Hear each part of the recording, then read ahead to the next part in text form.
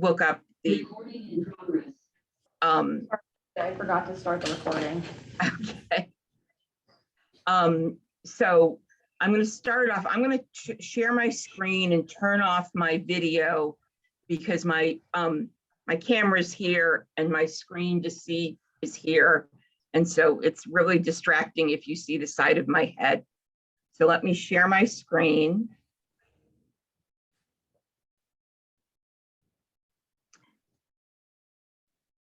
Okay, are you seeing my screen now? Yes. Yes. Good. It's always nice when the technology works the way it's supposed to.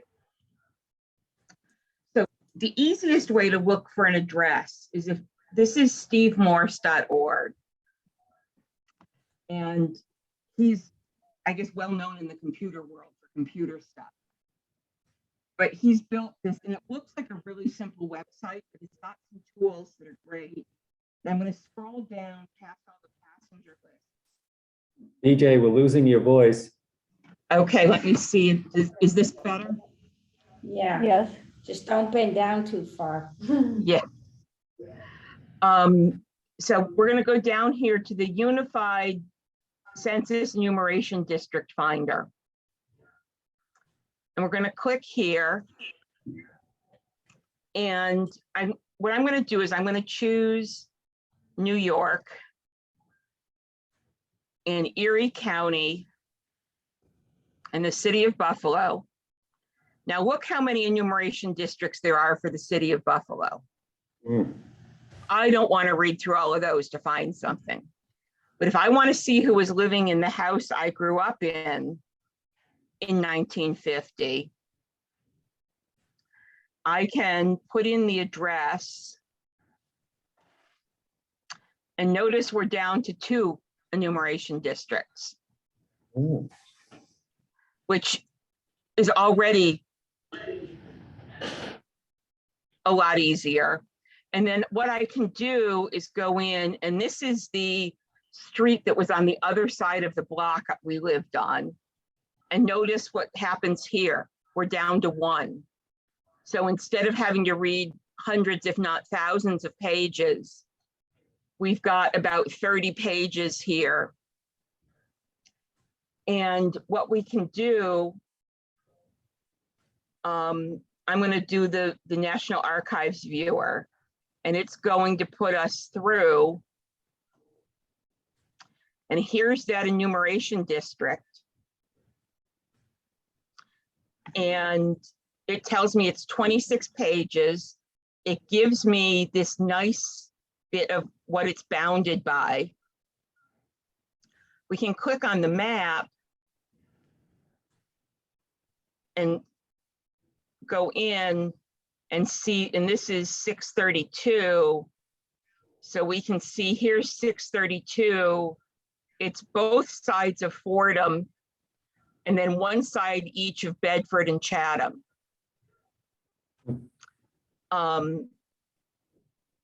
Or we can click here on the population schedule and click here. And this is the cover page that you'll find on all of these, where they're talking about who did this and things like that. Sometimes there are notes on these about problems, but so we're going to go to page 2, and we'll see here that it says Bedford. So that's the other end of the district, or of this enumeration district. So I'm going to go here and see what we find. And here we still have Fordham.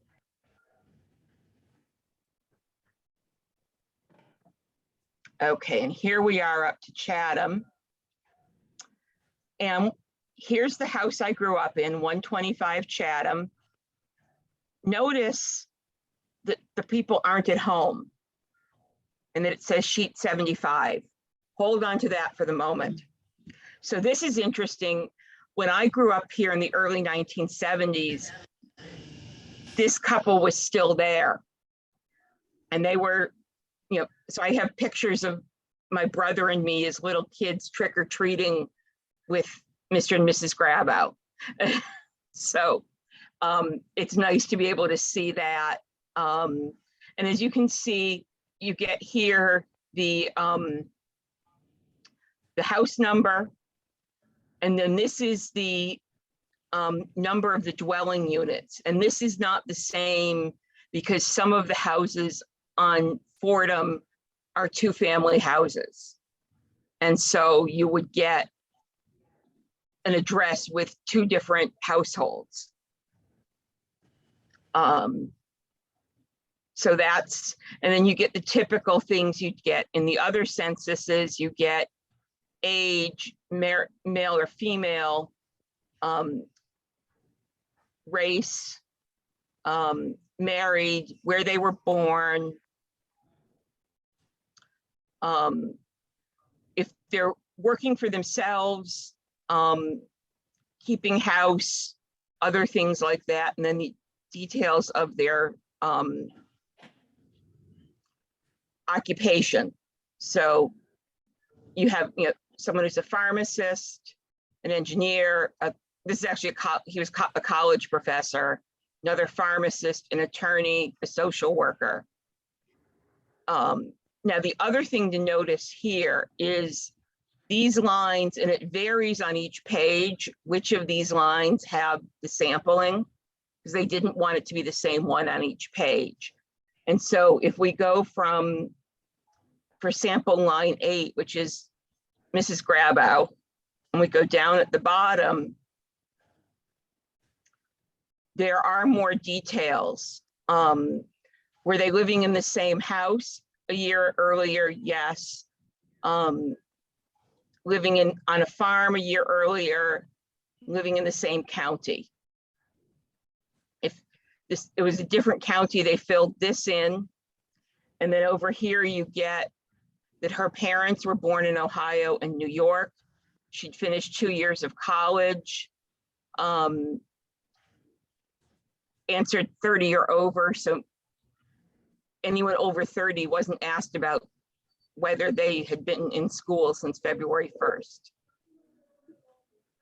And information about whether they had been working or not. So if you get lucky, someone in your family will actually have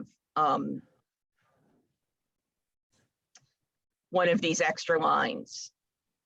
And what's interesting is actually this is the doctor I went to as a child.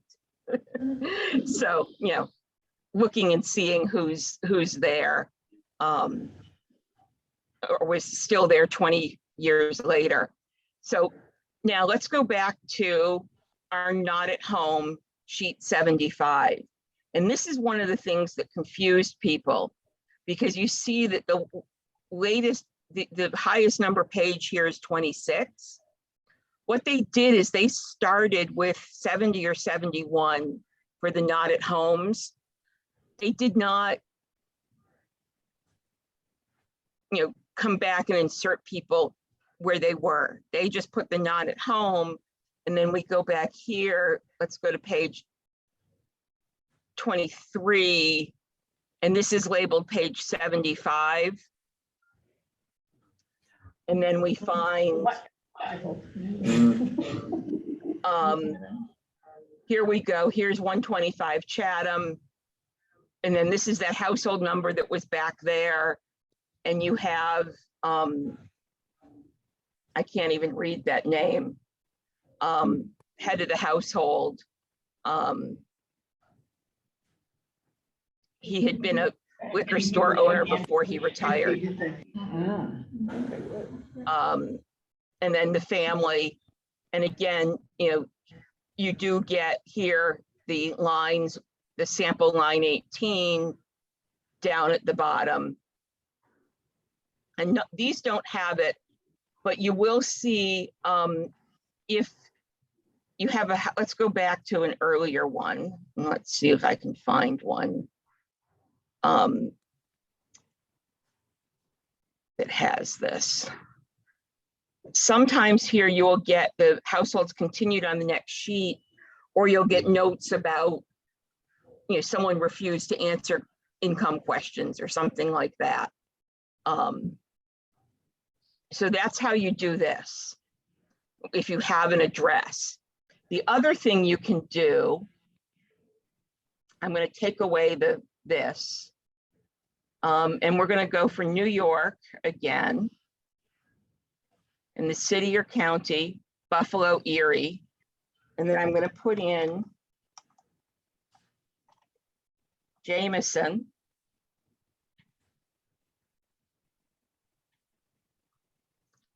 And you'll see it does do some with being good about variations on the name. And what we should get now, these are done,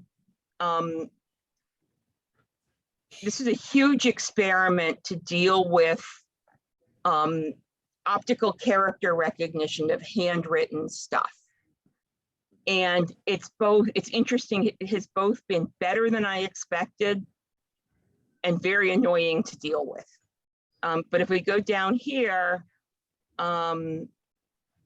somewhere here, we will find, well, maybe I need to put in, can we put in first name? Let's see. Let's put in Margaret.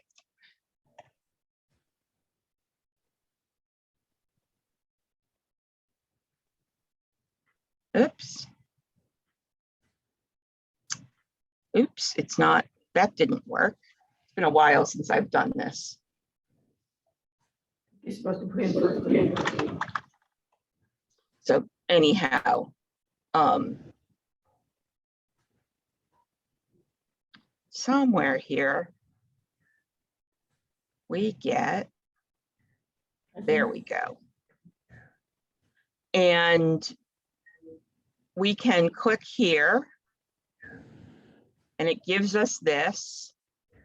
And if we go in, we see they're living at 295 Skillen. And my father was really nice to me. Here he is on the sample line. Little did he know that 72 years later that his daughter would be very happy that he ended up on a sample line. And so we go down to the bottom. And here he is, you know, they were not living in the same house. They were not living on a farm, but they were in the same county. His parents were born in Scotland. He'd finished 3 years of college. He was actually finishing his third year when this census was taken April 1st. And yes, he was in school. He had worked 11 weeks the previous summer. And he had not served in the military. And as you can see here, you get a note saying line 29, item 7, foster child from Catholic Charities, last name unknown. And so that's why this Douglas doesn't have a last name. So as I said, you know, you will get various notes here, and you can see this has the head of the household, and then it says continued on the next sheet. And so you would go to the next sheet to find the rest of that family. Does that make sense to everybody? That they, Yes. you know, that they did check that off, and you will see things that say vacant. But as I said, the not at home ones, they didn't go back and fill in. They just put at the end of the enumeration district. And so, you know, again, if we go down here, it looks like there are only 28 pages, but if we go here, this one is numbered page 75. So when you see one saying not at home, see page 75, it is there at the end of the enumeration district. You don't have to go somewhere else. That really confused a lot of people to start with. So this is using the National Archives site, which is free. It's a little clunky to search, but it's free. So, and again, they have done a separate website. Here it is, 1950 census.archives.gov. They've got some really nice background stuff here. If you go under resources, they get you blank forms. You get the instructions for the enumerators, which if you're stuck on something, may be worth looking at, because there were instructions about, you know, whether how to count some, you know, housekeeping versus keeping home and things like that. They have some of the ads that were used. So, you know, if you're kind of a census geek like me, it's kind of neat to see some of this background information. So let's now take a look. I'm going to close some of these out.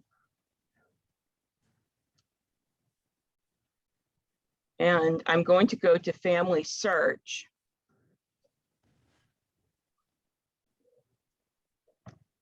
That what's going on here is family search and ancestry are collaborating to do their own index separate from the indexing done at the National Archives site.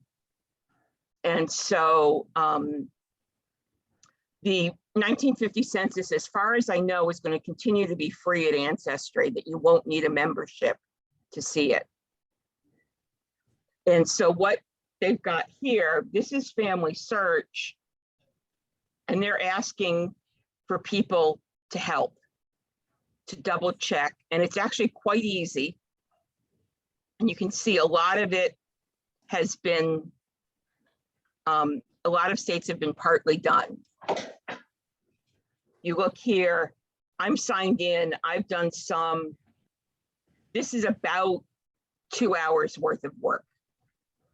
So it does go pretty quickly.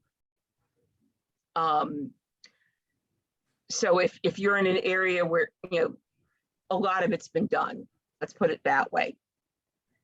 So let's go to the overview. And this is about the review. Where was it that you go to get the?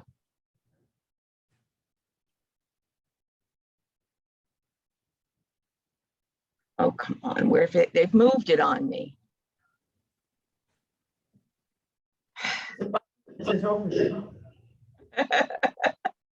It was, there was a link there last week when I agreed to do this and did the practice.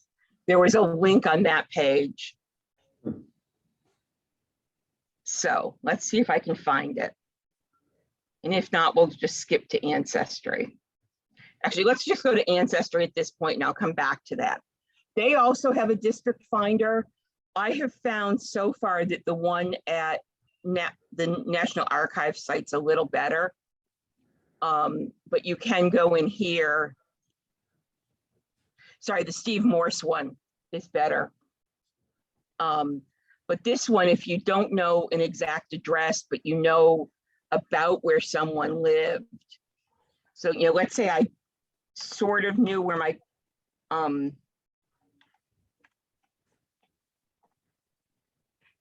choose sets.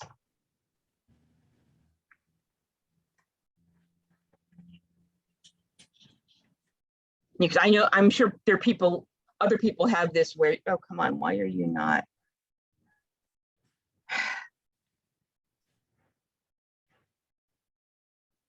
Let's go this way.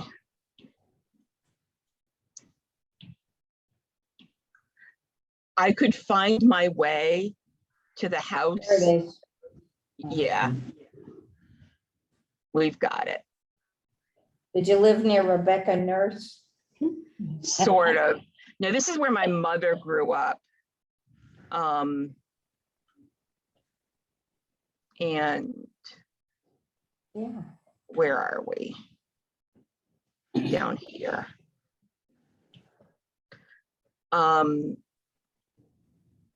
I'm not making this easy. Well, I'm looking for the center of Danvers. Brain is cramping here, but you can see here, these are the enumeration districts. So that is this district. There we go. Now it's coming up with the old map. I knew that it would. And I want, oh, where is it? It's in here somewhere. Well, there's Cherry. I want Oak. So I actually know, but you know, we can go in and let's say we'll choose this. We can go in here and get to the district. And see, here's the, it tells you this, as I said, there's this overview page that isn't really that helpful for what we want. But then you get here and you'll see that they've started, they've indexed this. And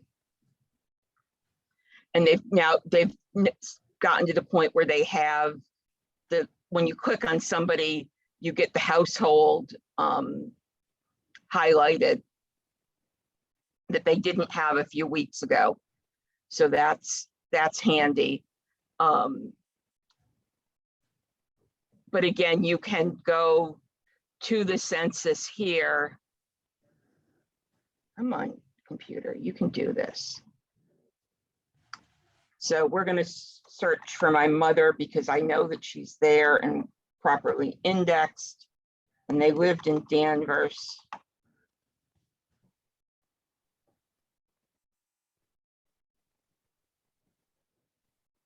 And let's see, there we go. No, here we go. And at this point, it's just like the other records at Ancestry, and you can see, my mother and my grandmother. And if any of you hadn't realized why I go by BJ, you can see my mother actually went by Carol. And we can click through here. And, when the computer catches up with me, here we go. And here you can see, this is actually an interesting case. They actually lived, there was not a 23 Woodside Street. They were both at 22. This is actually my grandmother's parents in half of a 2-family house. And then my grandmother and mother in the other half. So this is actually a bit of an error to have the 23. It was one house. But you'll see here you have upstairs and downstairs, and they're separate households, which is why you have 5 for the house number, but you have 2 separate household numbers, which is why these numbers don't go in. These are just the households in order they're visited. And again, you get some of the not at home, see sheet 76. Now, my mother's family, very nicely, unlike my father, you have a sample line right before and a sample line right after, because it'd be too easy for one of them to have been in the sample line. But once you get into this, it's very similar to 1940.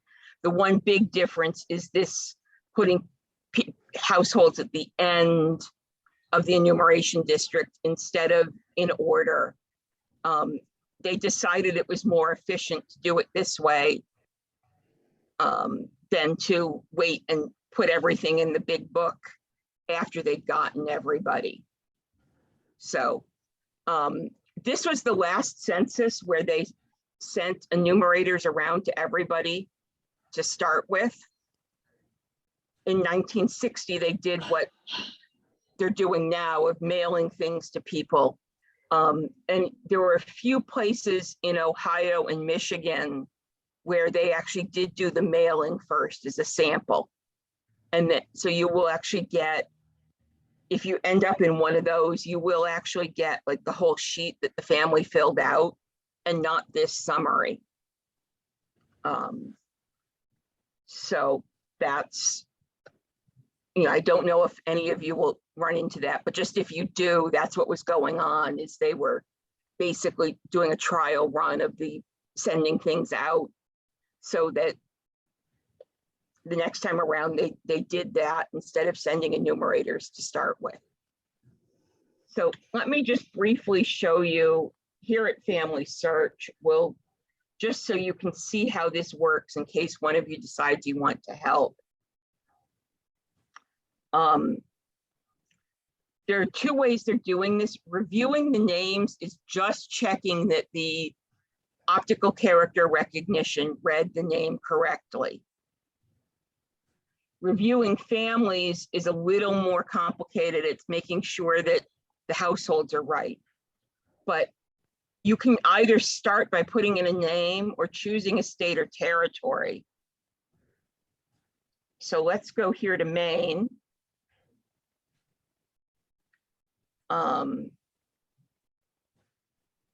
And, oh, it's looking like it's completed for the names for Maine.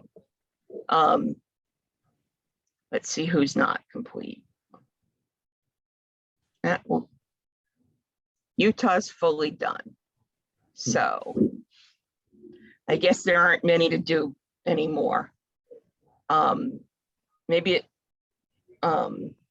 but basically what it was going in and just double checking that the optical character recognition got it right. And it did a better job than I expected in some ways. If it turns out that this optical character recognition of handwritten stuff works, it's, I think, going to really speed up some digitizing efforts. Because until now, basically you had to have things that were printed to do OCR on. And if they can start doing, so let's see what I can do. So choose a state. We'll do New York. And we'll hit search and see what we come up with.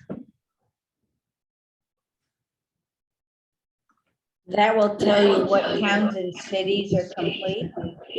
Yeah, so what you're doing here, so here I have Fulton, and this looks right, so I hit match, and then Jenny and hit match, and Saffron, and Usher, and Tilly, and Sylvia, and Anarella, and Catherine.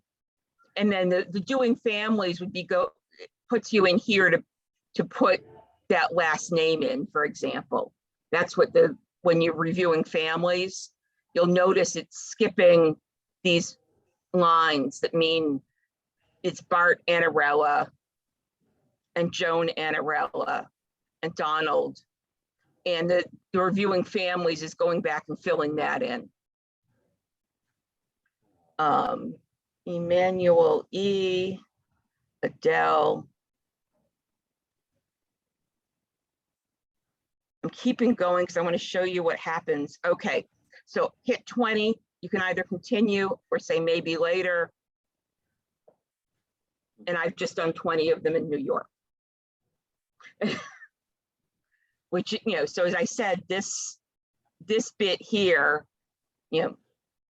was probably at most, it looks like a lot, but it was probably wasn't even 2 hours worth.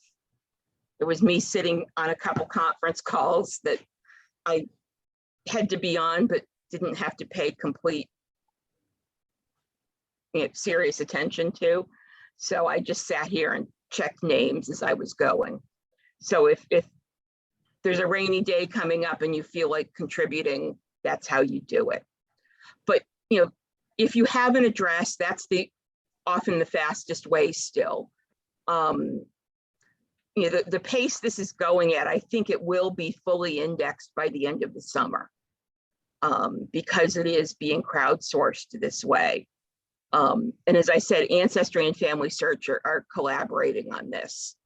DJ? So, yeah, When in 1950, in this area, Belfast, if you lived outside of the city limits, you were an RFD with no house number. Like I was RFD 2, and they just yeah, knew. Rural, Found rural us. route something. Yeah, and so. yeah. So let's take a look at that. That's a good question. Let's go to 1950 census.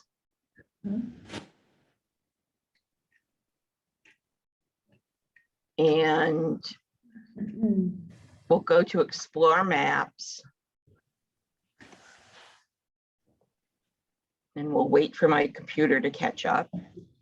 Do you need, I wonder if you need the road, or do you need, because the address wouldn't say the road, it would just say. Yeah, no, let's go in and take a look at that, because it's a good. So here we have Belfast. And it'll take a minute to go through. And let's see, let's take, how about this enumeration district? Mhm.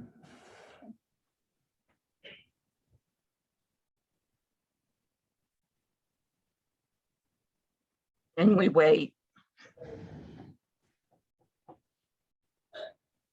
And so here you'll notice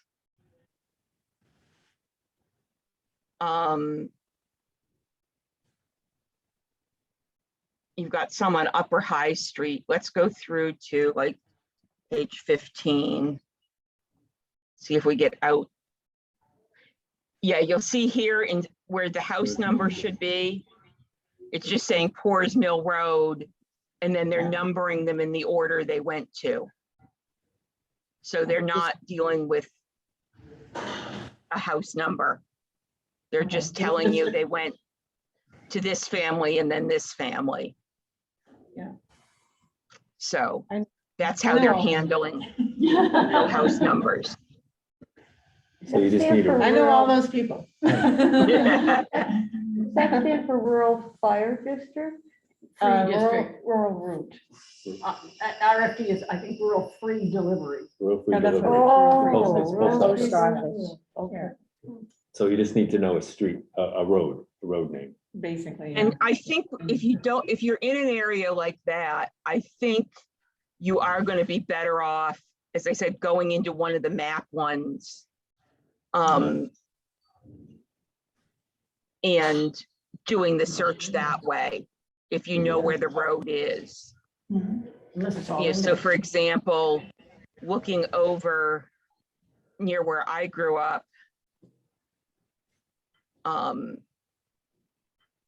look how big this enumeration district is for this area. And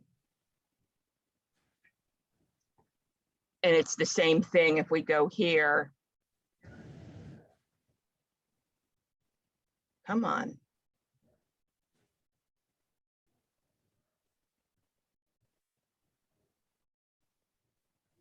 And let's just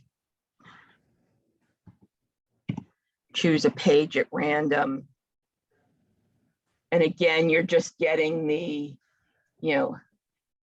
half mile on right, 3/10 of a mile on the right. I like On the right of what, a street? Yeah, something, Yeah. something from, north from something. On this from- one, they're on Point something north on- road going north. Road going Oh. north from Swift's Corner. Oh, for goodness sake. And so you have first house on left, 2/10 of a mile on left, 3/10 of a mile on the right, half a mile on the right. So, because this is getting out even further than Belfast would have been at that point. It looks like this is a case where the road really didn't have a name even. So,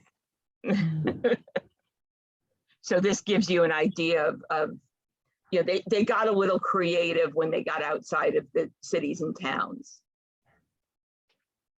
But that's the summary. As I said, if you've got an address already, starting at Steve Morse is a good .org with the enumeration district finder is a good way to start. Otherwise, you can look by name, but if you don't find somebody now, try again in August, because or see if you can find an address from a city directory or some other way, and do it that way, because you'll keep hearing. I've been hearing practically since about a week after they released it, saying, we've gotten so much done, but there's still a lot of indexing to be corrected.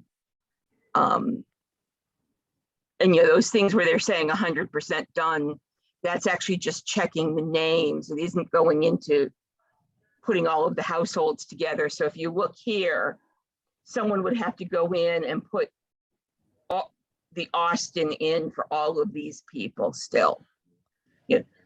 Someone has checked that what's here is right, but hasn't dealt with making sure that the whole household has the right last name and such. Because right now, if you were looking for this Gordon Austin, it might or might not come up, depending on how well the computer recognizes it. Does that make sense to everybody? What's happening there? There's There's a lot of the census that won't get completed, right? No, they're going to complete it all at some point. Because I didn't fill out anything. Now, this is 1950. Oh, I know, but I didn't for this year. So there's didn't? gonna be, I never do. It's too much privacy. So there's a lot of people like that. But then it just hurts the area in terms of getting dollars though. Well, Yeah, so, as I I said, grew up in a town that didn't take state. even the Census Bureau employees couldn't look at this before 1201 on April Yeah. 1st.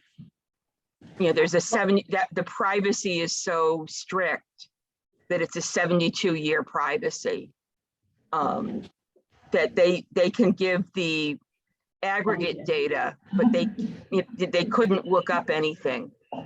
And that's one reason it's not all indexed, is that nobody could start the indexing until 1201 on April 1st. Okay. I told myself I was going to wait. I wasn't going to find anything new. I made it 23 minutes. I was awake, and at 12:24, I went and looked up my parents, because, you guys know me well enough now to know that I geek out over this stuff. So I looked myself up too, and I found myself, I was less than a year old. mhm.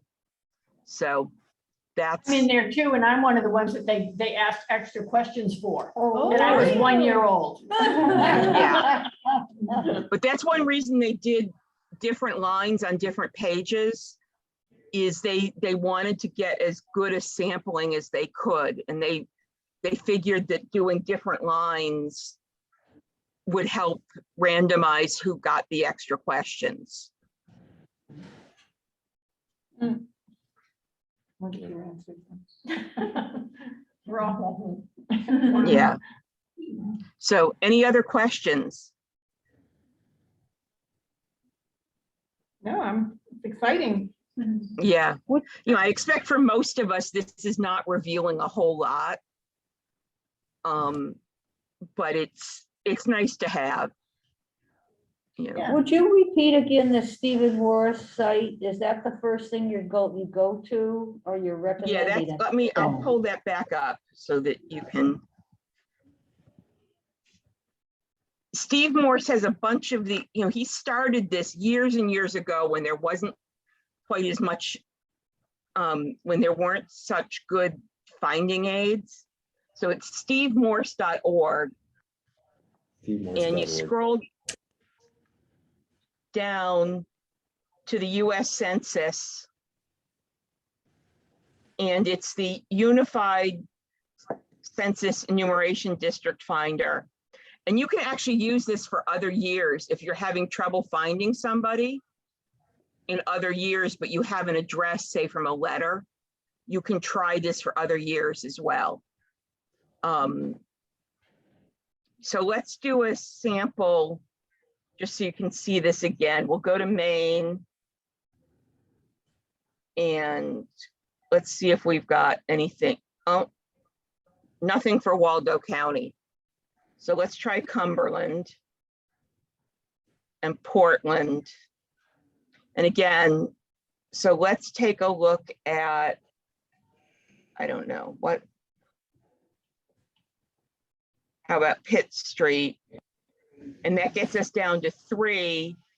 And then what we can do is we can narrow it down again by saying that we want the one right by Forest Avenue. I don't remember what the next one over is. But that gives us 2 instead of several dozen. And I could look at a map and narrow this down more. But that's what this is. It's really good from 1880 to 1950. If you have an address for somebody in a larger city or town to narrow it down. Did Waldo County not come up just because he hasn't done Waldo County yet?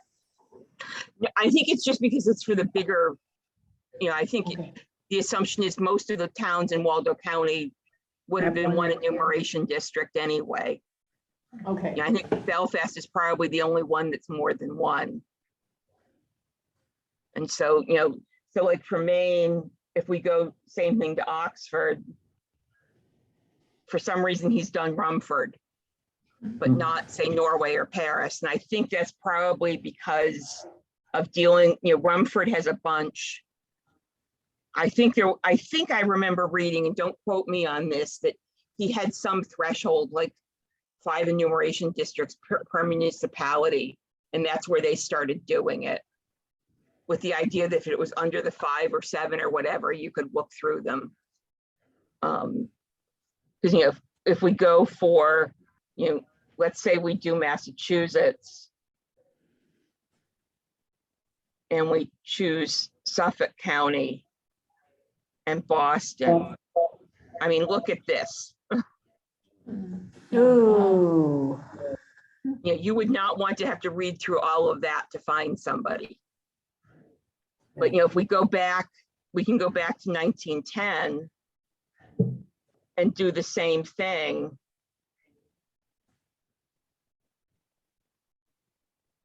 And here he's only done Boston for Suffolk County.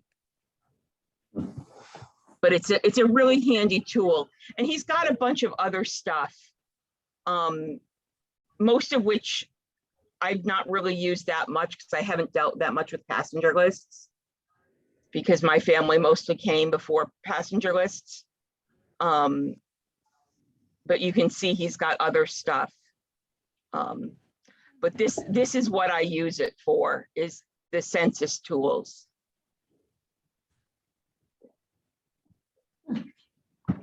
So when the 1950 census first came out, I looked up myself and I found it. Where did I look? Not on here. We don't have Waldo County. no, it's just that he didn't do the enumeration district for here. I mean, I found myself on Ancestry. I just Okay. put my father's name in and up we all came. Okay, that's probably. but we can go here to Maine and then Waldo County, and then let's do Lincolnville, which is one enumeration district with 47 pages.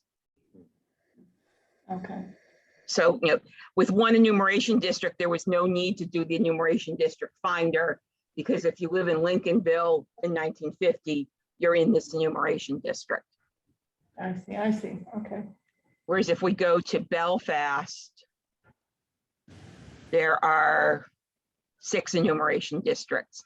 But you'll notice that this gives us There they are. you can figure out kind of, Where you are. if you know the streets well enough.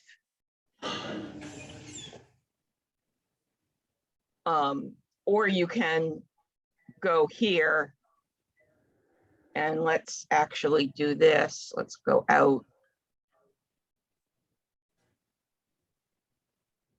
And go up to Belfast.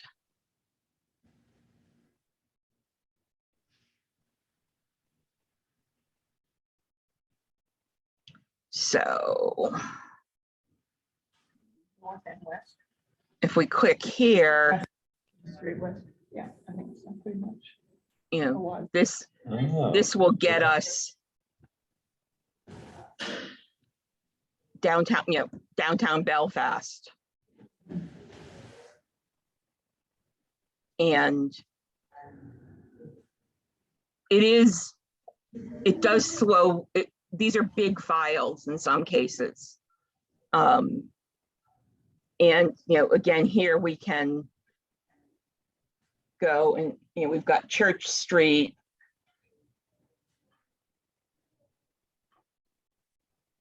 What else? Here's High Street.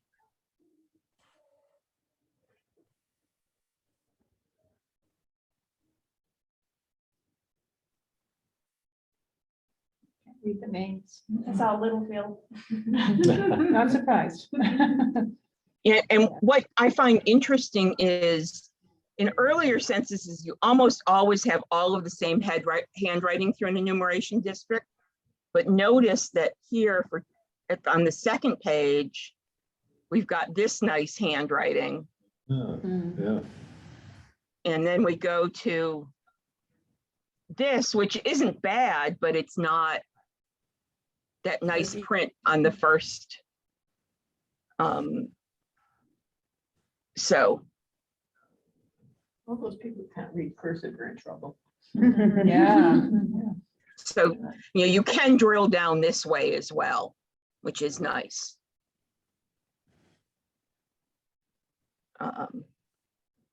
So, if you're like me and want to go and see who was living in a particular area, it's nice to be able to do that. Go see who's living in the house you live in now. Yeah, as I said, one of the first things I did was look up the house I grew up in. Yeah. So that's, any other questions? Thank you, BJ. Well, as I said, this is a little chopped up because the whole thing, dealing with it is still not completely smoothed out. But I'm hoping, from what I've heard, if things keep going at the same pace, it will really be mostly completely indexed by the end of the summer, September-ish.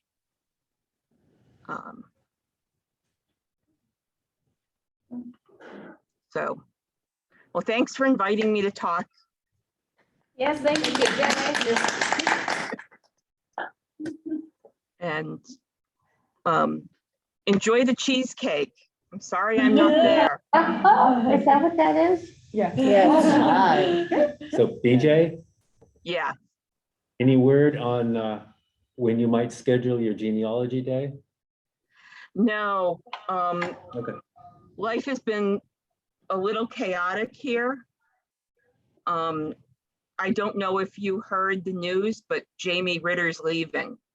Where's he going? He's going to be the state librarian for Tennessee. Tennessee. Yeah. Is he the archaeologist or He's the?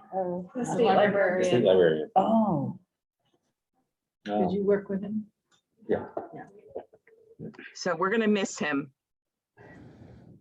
So as you can imagine, that's throwing all sorts of wrenches into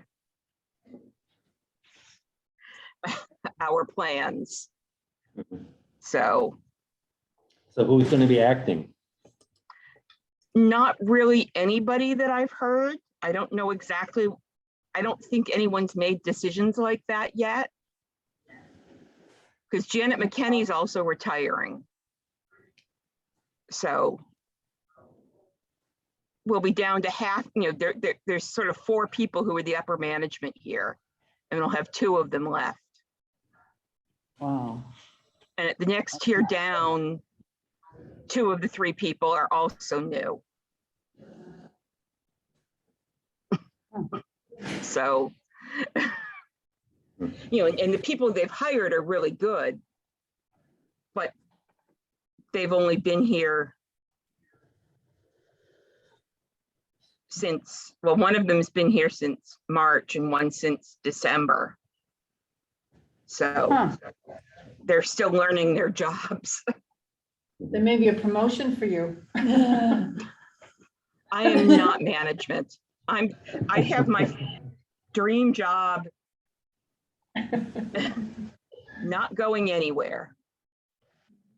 Unless my heritage offers me a job as a genealogist in Tel Aviv or Dublin. That I might consider. Otherwise, you guys are stuck with me here.